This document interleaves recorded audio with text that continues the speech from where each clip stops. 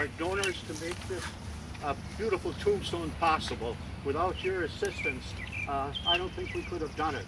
I really want to single out Helen Van Eperen. Helen, many years ago, was asked to be on the Outagamie County Historical Committee, and one of the assignments she had was for the Grignon Mansion. And going through boxes and boxes with Joellen, who I will introduce to you in a few minutes, found about the tombstone and everything that was needed. And so she was finding a lot of research and more research, and found out that not everybody was buried here. Some were in Fillmore and so on. And she brought all of this back here, was instrumental in getting a fundraising for the tombstone. So Helen, I thank you so much for everything you did here. Amen. And at this point, I would like to introduce to you Joellen Walling, who was the former curator from 1985 to 1987 at the Grignon Mansion. And since I've been involved down there, I can't tell you how impressed I have been with the work that she did down there and the research. She did just a marvelous job. So Joellen, thank you for that. She has written this wonderful book, Homestead in Haven, which is really good. It talks about the restoration and the history and so on. Joellen we're very fortunate that she was a curator for the Grignon Mansion.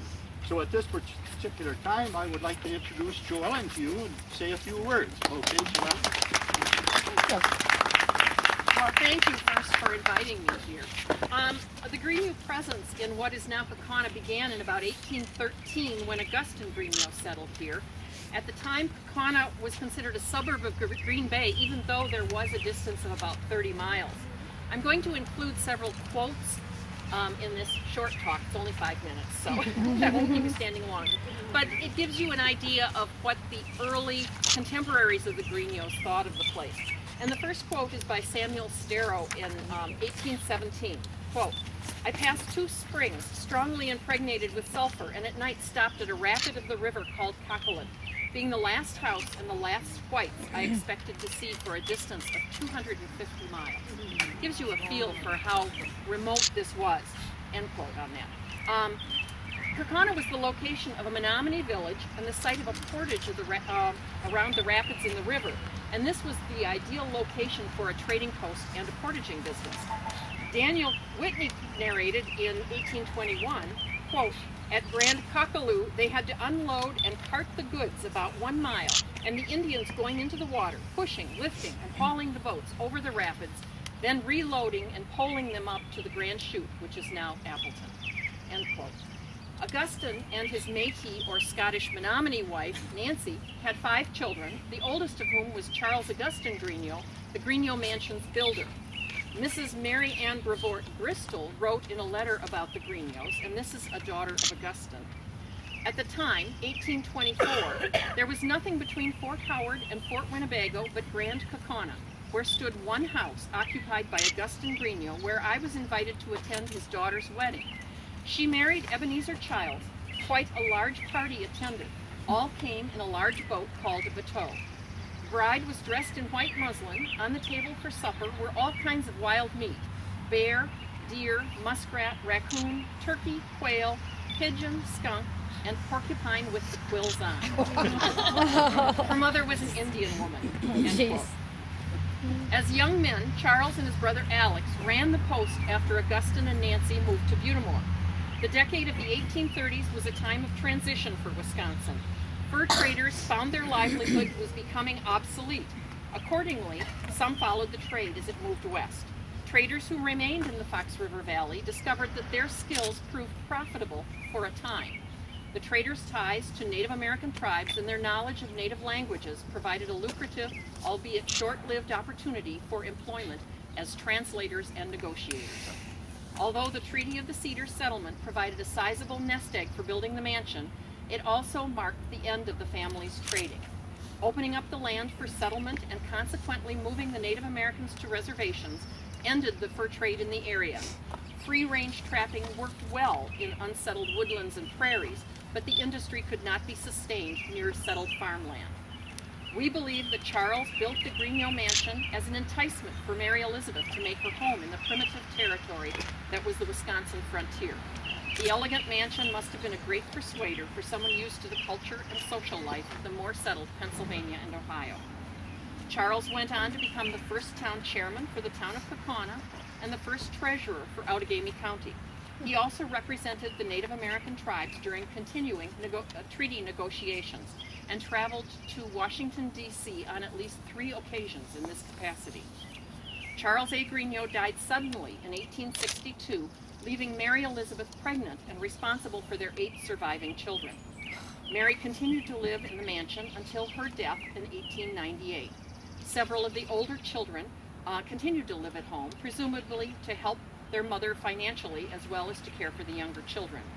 After Charles' death, the family never knew financial security. Following the 1836 Treaty of the Cedars, the Grand Kaukauna that Charles had known began to change. The Fox River, once used primarily as a water highway for travel and transporting goods, was now appreciated for its scenic qualities and for its potential as a source of industrial power. Kaukauna grew from a remote outpost to a community of incoming Yankee and European immigrant settlers, farmers, craftspeople, entrepreneurs, and industrialists. This prediction and expectation of this transition was published in the Green Bay Advocate on September 6, 1849. Quote, "A smart half hour of an hour brought us to the Kaukauna, of which everybody knows all about, or ought to know, long since famed for beauty, prominence, and bountiful hospitality. The progress of the improvement here will soon set the proprietors at work upon the foundation of a town. Indeed, I was shown a very handsomely drawn plat of the town of Kaukauna. I have always regarded the point as one of the very best on the river, and present appearances seem to confirm that opinion." End quote. I can honestly say that my time working as a curator at the Grignon Mansion from 85 to 97 was the most enjoyable and satisfactory position I ever held. This fascinating family was so influential in the establishment of Kaukauna as we know it today that I never ran short of topics and stories to pursue. And so this was just my most fun period working. So thank you all for being here. Thank you so much, Joanna. Thank you. I would also like to introduce Harvey Huss. I think he's here. He was Harvey. He's worked with Helen and so on and getting everything established and so on. So Harvey, thanks for all your help too. Okay.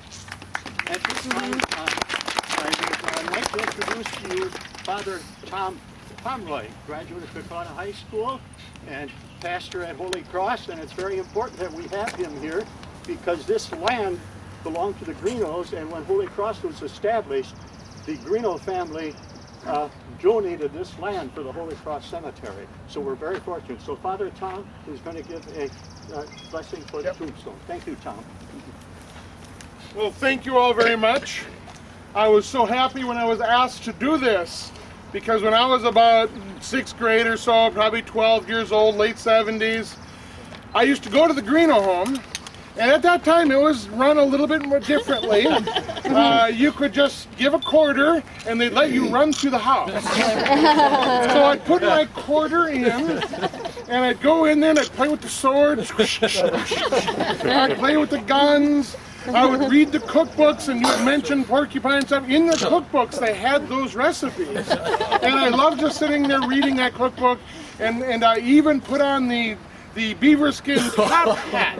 And later on, years later, I had a discussion because they had that hat box and the person giving the tour said, "This is a black silk hat." And I said, nope, tan beaver skin. No, black silk. And she said, nope, it was tan beaver skin. I used to wear it. And then, so she opened it up and so she must have changed her talk. I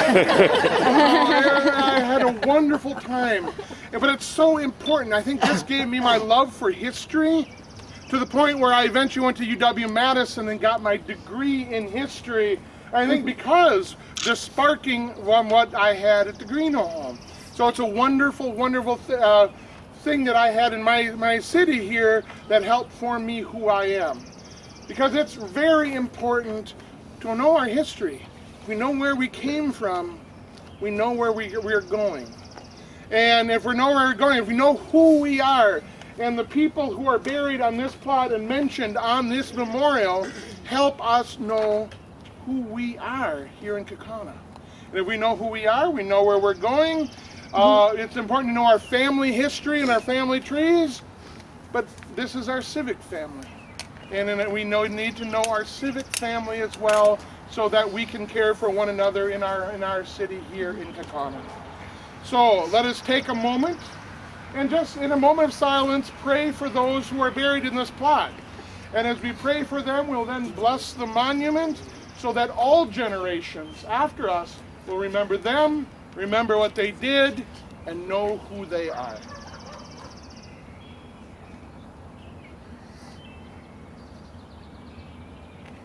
Let us pray. Blessed be your name, O Lord. You are the source and beginning of every blessing, and you look with delight upon your faithful people and their loving trust in you, their Creator. You entered into history through the incarnation for the salvation of the world. Our history is the place where you act, yesterday, today, and tomorrow. Draw near, we pray, to those buried at this site and all your faithful, and bless this monument as a sign of your eternal love for us and for those buried here. We ask this through Christ, your Son, who lives and reigns with you forever and ever. Amen. Amen. Thank you very much, Father Tom. Thank you. As he mentioned the hats and so on, we have the original hat that we were able to get. It's on display in the basement at the Grignon Mansion right now, thanks to Donna, who has been working with the museum down in Appleton to get this. We have his cane down there, and we have the replica down there, so make sure you get down there. At this point, I would like to have Helen and Joellen, if you come back and cut the ribbon for us, please.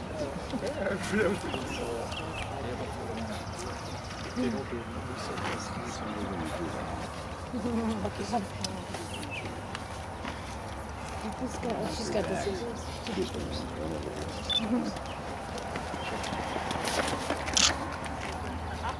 I don't know.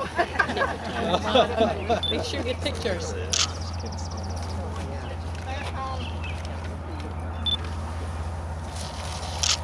Oh, Yay! Great job, ladies. Thank you all for coming. This is very appreciative of everything that you've done to keep history alive in Kaukauna. Thank you. We hope we'll all see you at the Grignon Mansion. Thanks, Jerry. Bye-bye. Thanks, Jerry. Thank you. Good job. If we can get enough volunteers, yes. Okay, I see.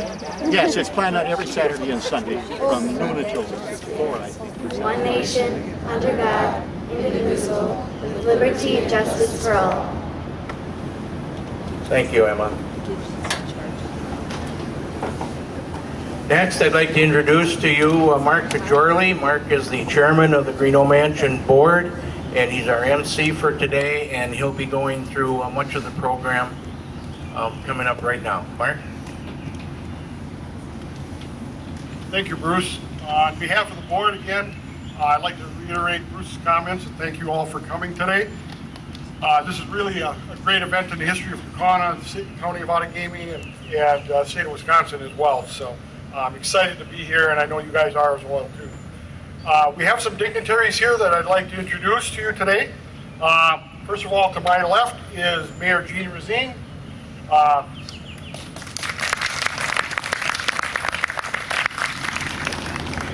Next, standing on my right, is Congressman Reed Ribble, his wife Tina, and Mark Ramlow, his chief staff member out of Appleton. Next to Mark is Naomi Villica, representing Senator Ron Johnson's office. So, thank you for coming. On the other side, we have Jim Steineke, representative for this area. You've already had a chance to meet Emma, the beautiful bride.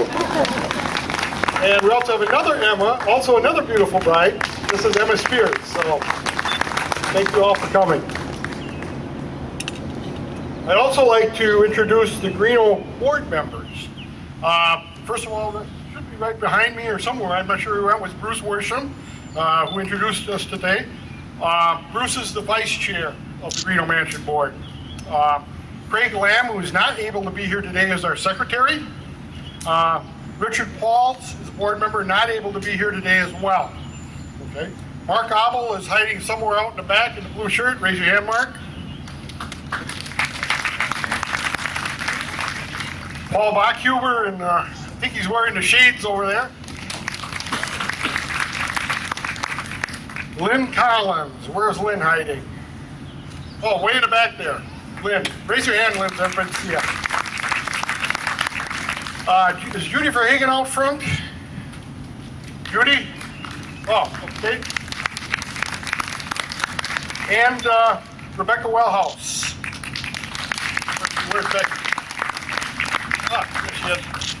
So, with that, I want to turn it back over to Bruce real quickly. Bruce is also the chairman of the committee for our buildings and grounds. And as you can see, there's been a lot of volunteers, a lot of local firms that have done a lot of great work in this area. And Bruce is going to talk a little bit about that.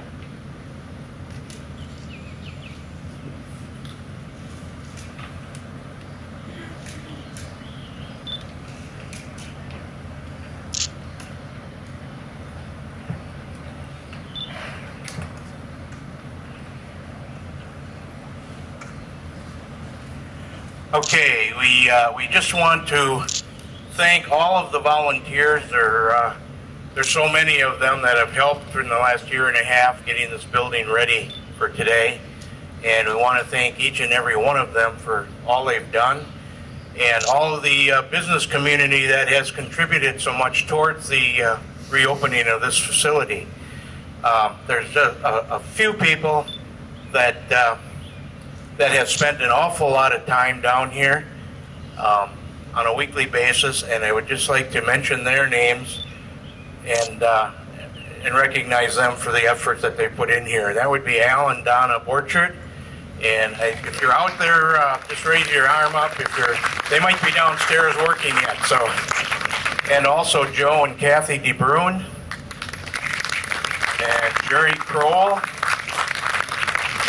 And Les and Joyce Abel. Les is going to be in the blacksmith shop later on. And we also want to thank the many local businesses who provided service or contributions to restore the mansion back to its stately appearance at this time. So with that, I will turn it back over to Mark.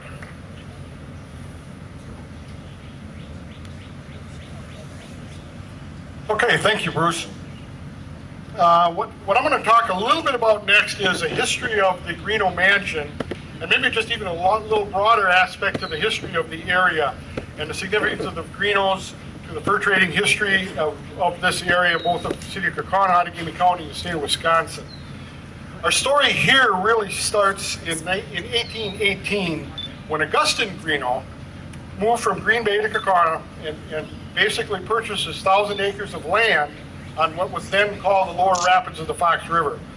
But one needs to ask why Augustine chose this location to expand his fur trading business. It all began many, many years ago with the unique geological aspects of this particular area. As we all know, the Fox is one of only a few rivers in the world that flow north. But the truly unique geological aspect of this area is what's called the Niagara Escarpment. The Niagara Escarpment is a limestone ridge that starts in eastern New York. It forms Niagara Falls.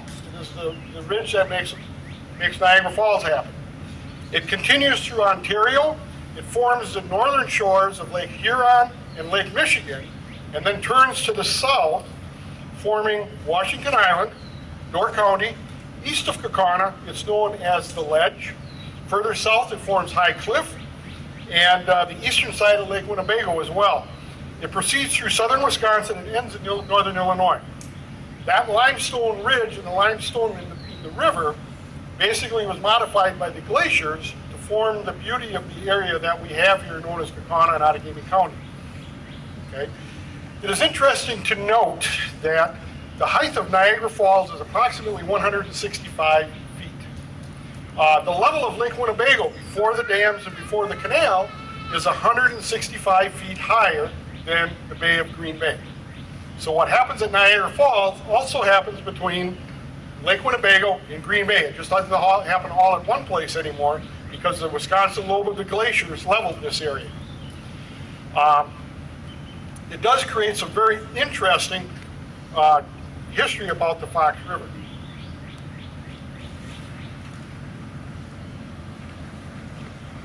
At the time of the Grignos, the Fox River was a rapidly flowing river with falls and rapids, not the smooth river we see today because of the locks and because of the dams.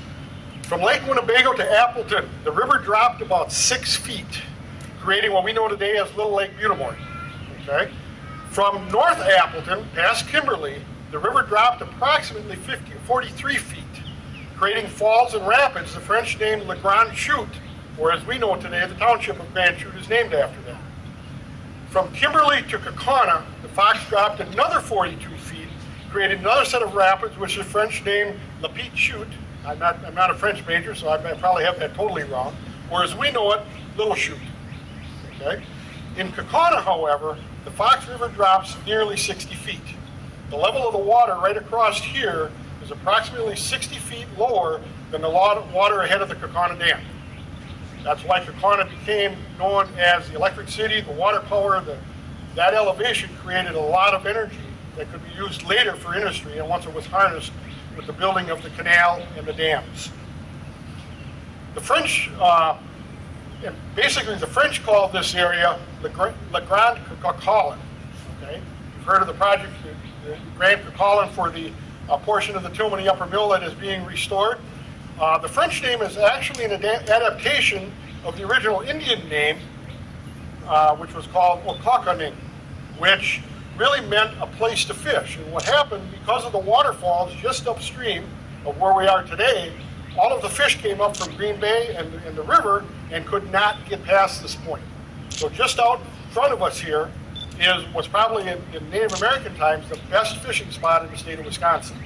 I'm told that prior to European settlers coming in, Kaukauna was home to a village of approximately 10,000 Native Americans. Okay? So the last rapids that exist in the river actually are still visible right on the other side of Tilmoney's Mill. When the water gets low in the summer, you can actually see them yet. There's the last limestone ridge. Everything else has been since covered up by the dams and by the water levels ahead of the dams. So. So basically, the location here of having water, good fresh water, an abundance of fish, a large thriving Native American population was really the reason that August Grignon built his enterprise in fur trading here. Okay. Fast forward now to 1837. Okay. August Grignon's oldest son, Charles Grignon, built an elegant Greek revival style home known as the Mansion in the Woods, as we call the Grignon Mansion. Charles built this mansion for his Pennsylvania bride, Mary Elizabeth Meade, and whom he married January 1st of 1837. And apparently part of the deal was he had to provide her a nice home in order for her to come to Wisconsin from Pennsylvania. Okay?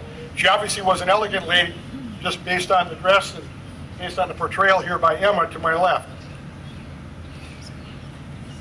Charles and Mary had 11 children, but only 2 grandchildren and no great-grandchildren. Charles and his younger brother Alexander ran the Kaukauna trading post after Augustine moved to Butte in 1830. Between 1830 and 1862, Charles also acted as an interpreter for the U.S. government at many treaties, including the Treaty of the Cedars, which is now just north of Little Chute, actually just west of Little Chute. In 1851, Charles was elected as the first treasurer of Outagamie County. The mansion in the woods here was occupied by Grignon descendants until 1939, when the property was sold to Outagamie County, after which the first restoration of the home was started. In 1964, Outagamie County sold the property to the city of Kaukauna, and the park department operated for 17 years.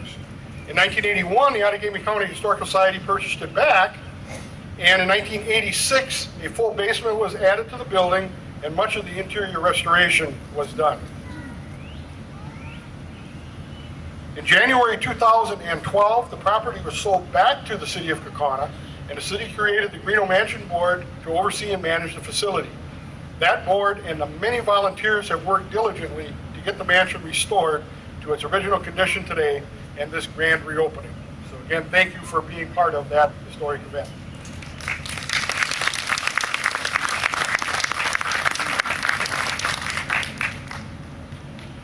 Okay, I'd like to start next with the dignitary comments. And I'd like to start with Larry Abbott's. He's got a presentation from Outagamie County. Thank you, Mark. Good morning, Mansion board members, Kaukaunans, visitors, history buffs, architecture lovers. Most of you know Tom, and you know that he's really sorry he can't be here because he loves this kind of thing, so he gave me something to read, this executive proclamation, which I will read. Whereas the people of Kaukauna take a measure of pride in the history of their city and an active interest in its preservation, and whereas the Grignon Mansion is an important historical landmark within the limits of the city of Kaukauna, and whereas Patriarch Charles Augustin Grignon, a member of a prominent family of fur traders, established himself along the banks of the Fox River in the years before Wisconsin became a state, and whereas Grignon, in an act of dedication to his bride, Mary Elizabeth, built this home in the style of the Greek Revival, and there raised his family, and whereas the Outagamie County Historical Society, after taking ownership of the building in 1989, oversaw its renovation and restoration, taking care to have it represent the period in which Charles Grignon occupied it, and whereas the city of Kaukauna took over ownership of the building on January 1, 2012, so now, therefore, be it resolved that I, Thomas M. Nelson, Executive of Outagamie County of Wisconsin, do hereby proclaim June 8, 2013 as Grignon Mansion Dedication Day in Outagamie County, and call upon all citizens to join me in recognizing the valuable contributions made by all those associated with this very special historical landmark in the city of Kaukauna and Outagamie County. Witness thereof, I have set my hand to this 8th day of June, 2013. Thank you very much.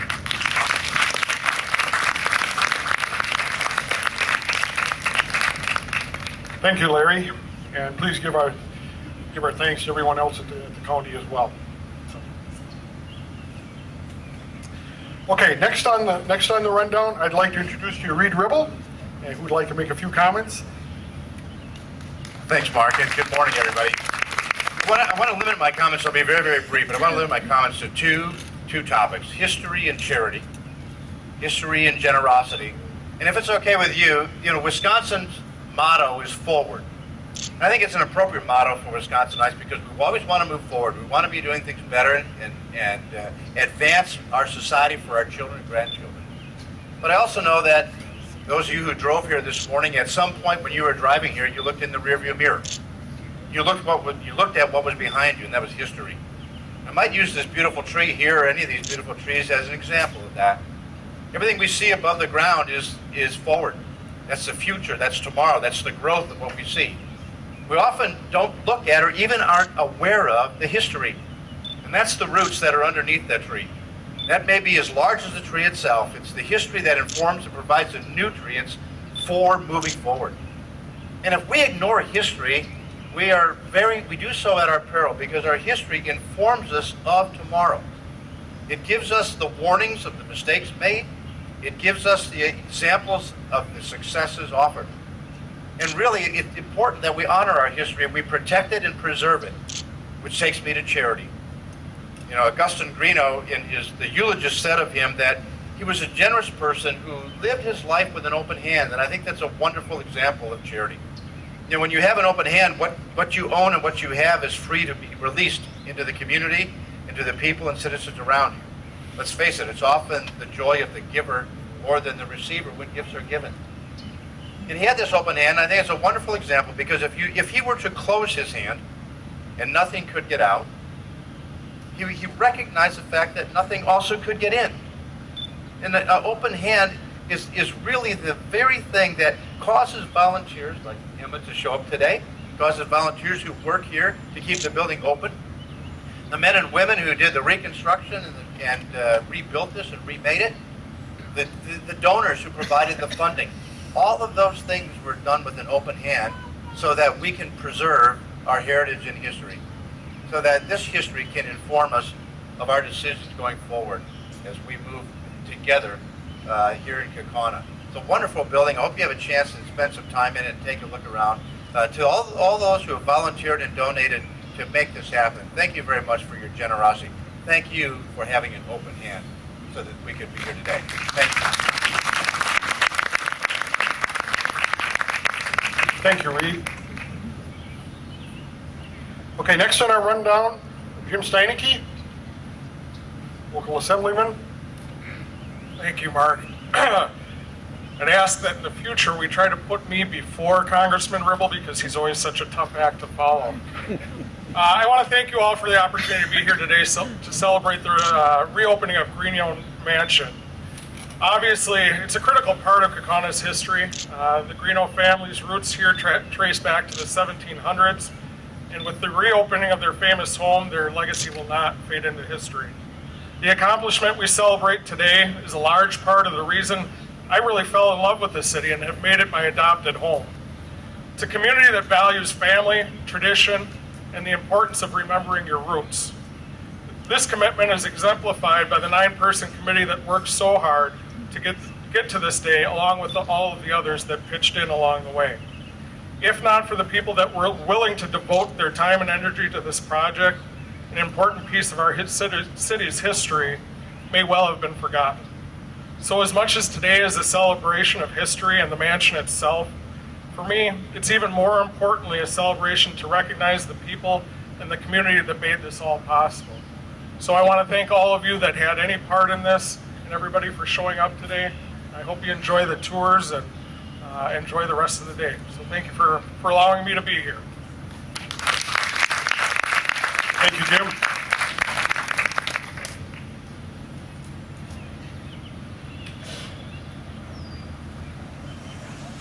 Okay, with that, I think we are ready for the ribbon cutting ceremony. Right, Bruce? Mayor Rosine, would you please come on up and go ahead and perform for us the ribbon cutting ceremony?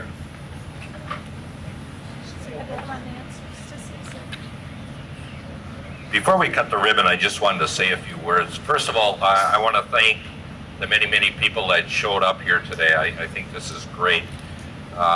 This is a very special day in Kaukauna's history. It's always a great day to be in Kaukauna, and especially today. Again, thank you all for coming. I do have a proclamation that I want to present to the Grignon board. Whereas in the days before Wisconsin statehood, the Fox River was an important water highway for travelers and fur traders. And whereas at a natural portage point along the Fox, where the mansion now stands, a trading post was established as early as 1760. And whereas Augustine Grignon claimed the land in Kaukauna, and this sizable claim includes the first land deeded in the state of Wisconsin by fur trader Dominic Ducharme. And whereas Kaukauna became one of the first 3 settled communities in what was to become Wisconsin. And whereas in 1837, Augustine's eldest son, Charles A. Grignon, married Mary Elizabeth Meade, a young Irish-American girl from Pennsylvania. And whereas Charles built a stately home called a mansion in the woods, so Mary Elizabeth would feel more comfortable in the Wisconsin wilderness. And whereas this house was an unquestionable statement of culture and hospitality on the frontier in which it was built, and whereas the Grignon Mansion is the family's last residence and represents the height of Charles A. Grignon's life, and whereas the Grignon Mansion is on the National Register of Historic Places, and whereas the Grignon Mansion today is a proud reminder of our state's beginning and is a beautiful link to our heritage. Now therefore be it resolved that the city of Kaukauna is proud to have this historical gem located in our community. And we encourage everyone to visit and learn more about the Grignos and their beautiful mansion, restored to the time period of when Charles lived here. In witness thereof, I have here unto set my hand and caused the seal of the city of Kaukauna to be affixed this 8th day of June, 2013. Thank you.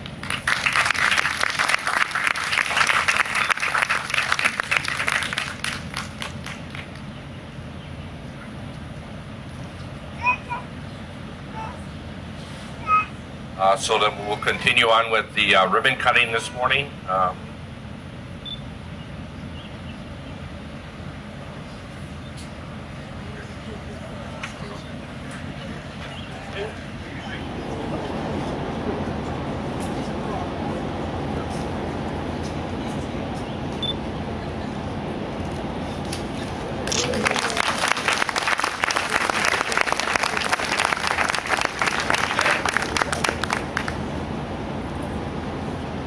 Thank you, Mayor Rosine.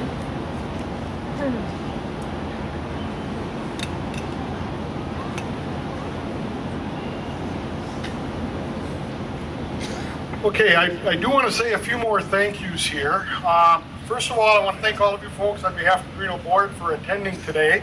Really appreciate, given the weather, we wasn't sure how it was going to turn out, but the Lord bless us with good weather, and so I'm hoping you guys all have fun today and get a chance to tour the site. We also have the blacksmith shop open, and I thought Dave was sitting down in front here. Where's Dave? Okay. Dave, come back out front here and wave. Dave is the expert blacksmith that has volunteered his time to bring reality back to the old blacksmith shop. So you will surely find that enjoyable. He's also taught a couple of the board members how to actually make something. Not me yet, but a few of the other guys on the board. So thank you, Dave, for volunteering to do that.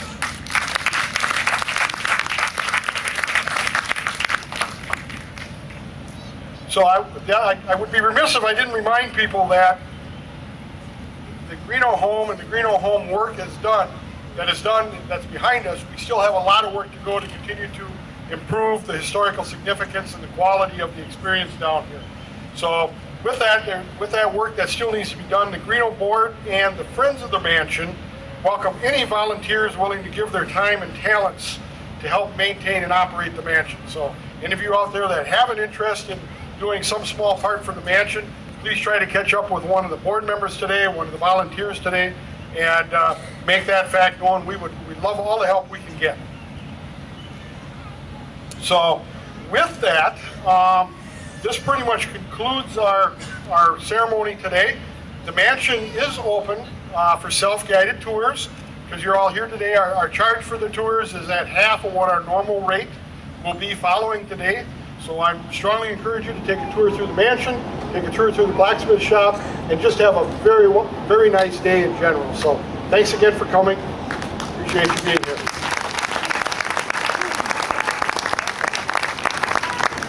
Just a note, over on your right, there are some cupcakes, cookies, and water that are free, provided by the mansion. And over on your left side is the Kangaroo Restaurant, which will be serving sandwiches and other things throughout the day. Thank you.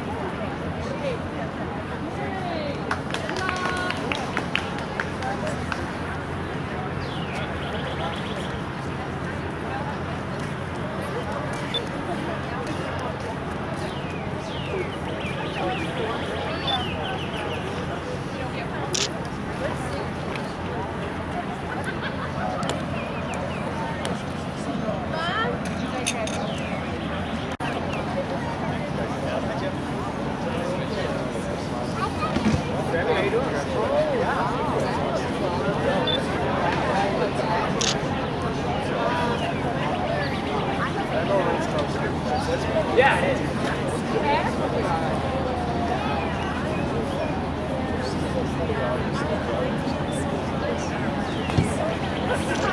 me?